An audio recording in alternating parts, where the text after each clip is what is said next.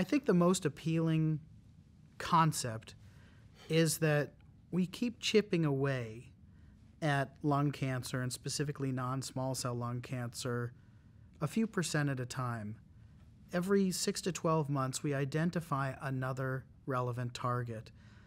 It was initially EGFR, and then ALK inhibition, and now we have several agents to target each of these.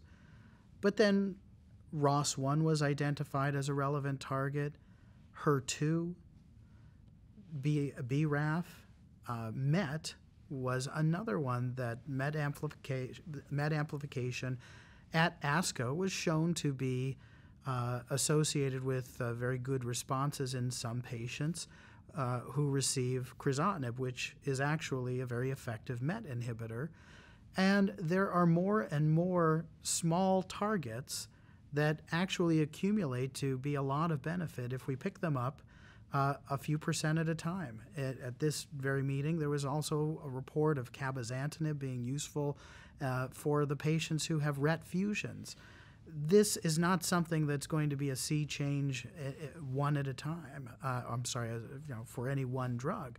But for your individual patients with any of these targets, if you have a treatment with a high probability of benefit that can be very sustained, it really amounts to a lot. And I would say that in a big picture, immunotherapy is probably the biggest sea change. But independent of that, we are still chipping away and making real benefits to help patients 1%, 2%, 3% at a time.